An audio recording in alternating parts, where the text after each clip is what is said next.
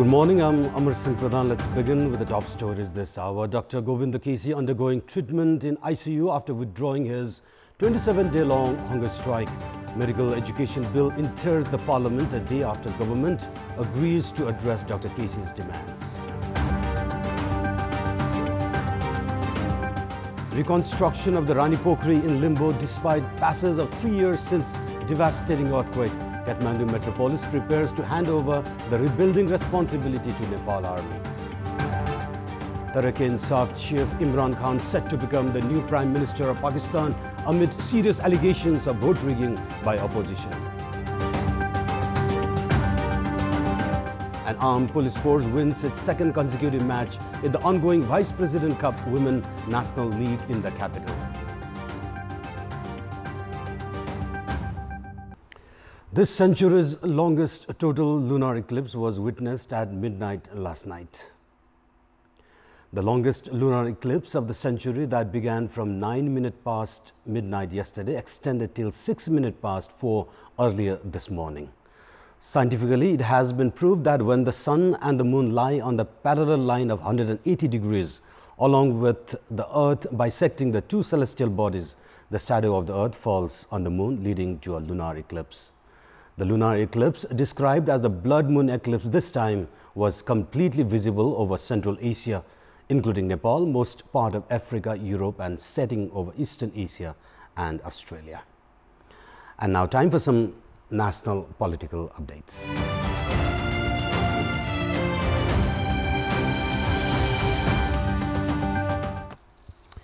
Dr. Govind Kessi is currently undergoing treatment in the ICU after withdrawing his 27 days long hunger strike late Thursday night. Doctors said that Kessi will be treated under direct observation for a few more days, citing possibility of risk to his health condition. They said that it will take around 45 days for Dr. Kessi to return to his normal health. Dr. Kessi withdrew his fast unto death on Thursday following a 9-point agreement with the government. As per the agreement, no new private medical, dental or nursing colleges will be allowed to open in Kathmandu Valley for the next 10 years. Meanwhile, the government will be able to buy the colleges which have already received the letter of intent. The agreement has further mentioned that operators would be provided additional benefits if they are willing to open the medical colleges outside the Kathmandu Valley. In accordance with Dr. Govind Kessi's demand, the government has also agreed to limit the affiliation of the 5 medical colleges to a university. Likewise, at least 3 years of operation of hospital has been made mandatory before establishing a medical college. The agreement forged between the government and the representatives of Dr. Kessi also mentions 75% of merit-based scholarship to deserving students. Both the sides have agreed to form a task force aimed at admitting students at the Karnali Health and Science Academy. The overall agreement has addressed most of the demands raised by Dr. Govind Kessi following his peaceful resistance.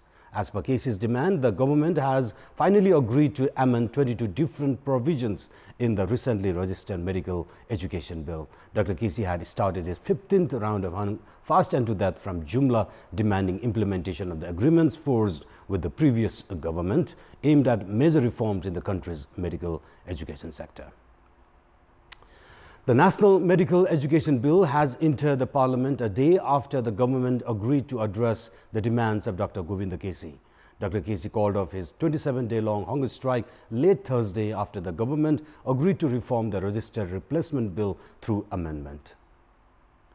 The main opposition Nepali Congress is also ready to roll back the protest programs against the registered bill after the government reached a consensus with the protesting doctor. The agreement ended the 2-week-long obstruction at the Parliament and allowed the registration of the bill.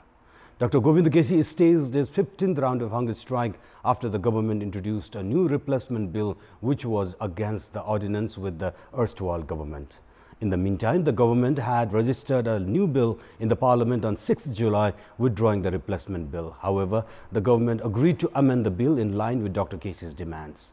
The ruling Nepal Communist Party will register amendments in the bill as per the government forged with Dr. Kessi. After commencement of the Parliament, the discussion in principle will be held from Sunday onwards. The bill will get a legal recognition after endorsement by the Parliament. And moving on, the reconstruction of the capital's Rani Pokhri has been in a limbo despite the lapse of 3 years since the devastating earthquake rocked the nation. After the failed attempt of the government's regular mechanism, the Kathmandu metropolis is now preparing to hand over the responsibility of rebuilding the historical site to Nepal Army. Allowing the army to enter into the non-military sector has, however, been deemed against the norms of security mechanism. Experts warn that this could even drag Nepal Army into unnecessary controversy, the body that otherwise should maintain a neutral stature. Meanwhile, the Department of Archaeology, Metropolis, along with other stakeholders, are seen positive towards assigning the reconstruction of Rani Pokhri to Nepal Army. The public is already aware that the foremost reason behind the suspension of its renovation works is the persistent dispute between the Kathmandu Metropolis, Department of Archaeology and the local residents. The authority assigned to carry out the reconstruction itself reaching the decision to hand over the task to Nepal Army is, however, a clear indication of the helplessness of the government mechanism. This would further risk the security body that is meant to remain fundamentally unbiased being dragged into controversy and tarnish its reputation. This also implies the government's attempt to deviate from its mainstream principle instead of boosting the army's security capability. Speculations are rife whether the renovation of the historical site would gain momentum immediately after the involvement of Nepal Army in the light of the authorized government body itself sighing away from its responsibility. The protest programs to create pressure that used to hit the streets have recently shifted towards social networking sites. Several social sites like Facebook and Twitter have now become a medium to decide agenda and to further energize movements which can eventually compel the government to buckle down. The then Law Minister Sher Bahadur Tamang was engulfed in a widespread criticism in social networking sites after he claimed that Nepalese female students in Bangladesh had submitted themselves to sexual exploitation in order to acquire the MBBS degrees. The criticism he faced compelled him to resign from his position. Likewise, the government's decision to add 13% tax in telecommunication services was also widely protested in social networking sites.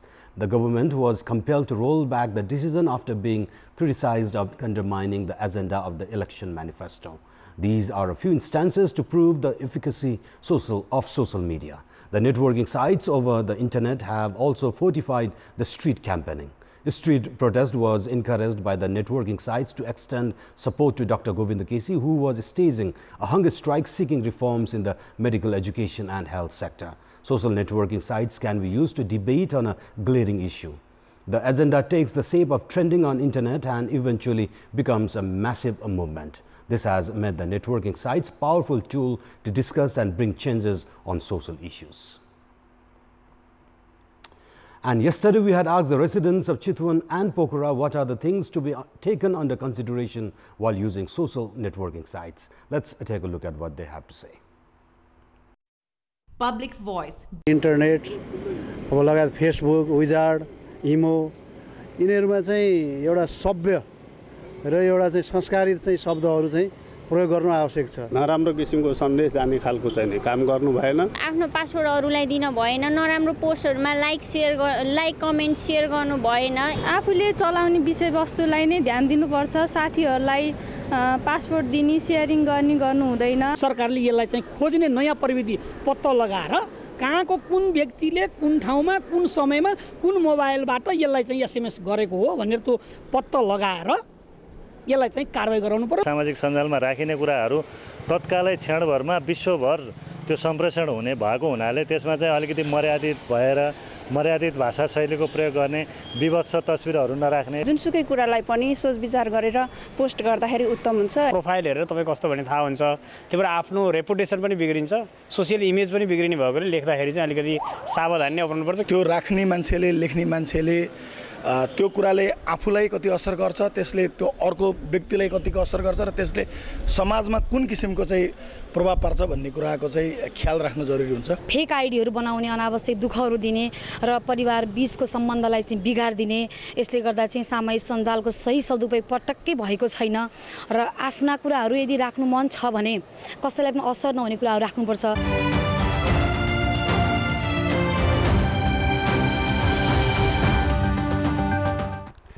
And now time for international update.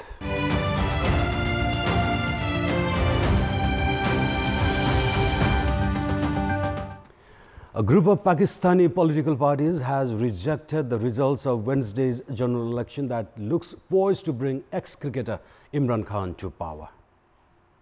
Khan's PTI party is ahead in the poll and has declared victory, but rival parties allege vote rigging. Leaders of more than a dozen parties had called the conference to form a joint strategy after the election.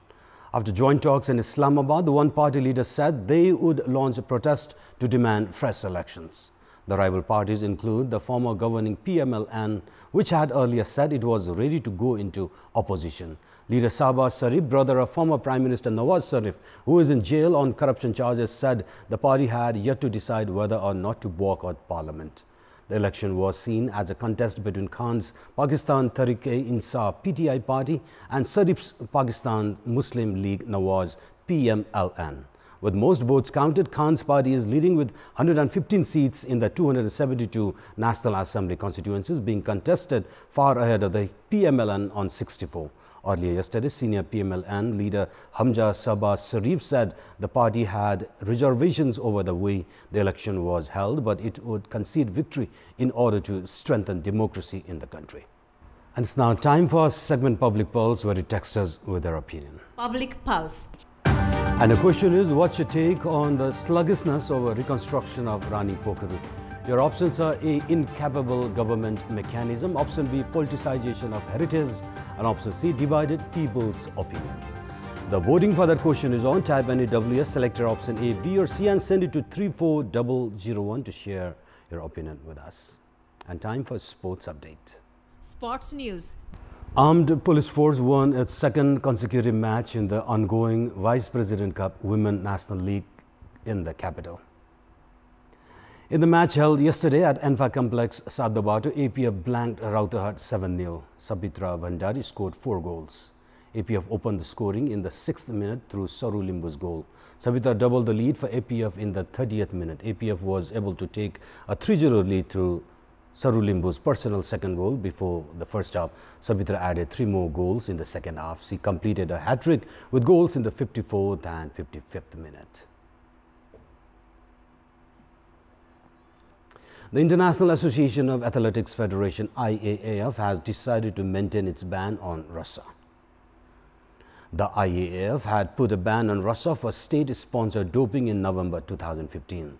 Russia had made many recovery attempts to convince the federation to lift the ban. The European Championship is to kick-start in Berlin in the next 10 days, and the chances of Russia participating in the tournaments remains slim.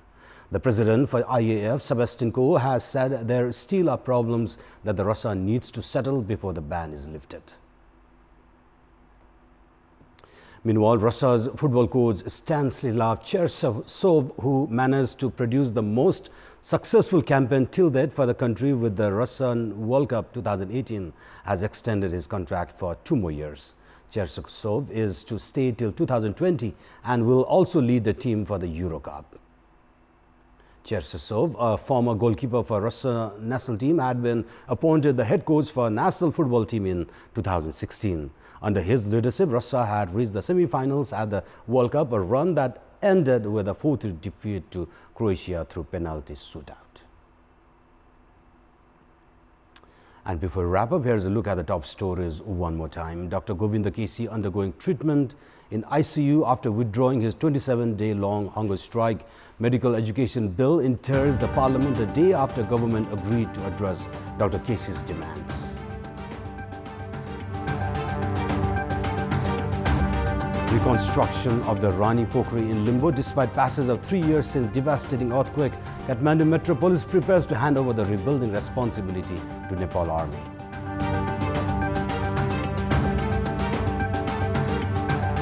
Tehreek-e-Insaf chief Imran Khan said to become the new Prime Minister of Pakistan amid serious allegations of vote rigging by opposition.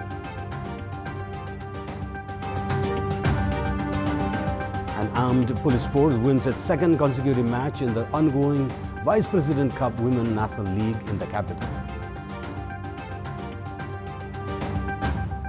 And And those were our latest headlines. Keep watching Kantipur Television SD for more news and entertainment. Our next English bulletin will air at 11 a.m. Have a good day.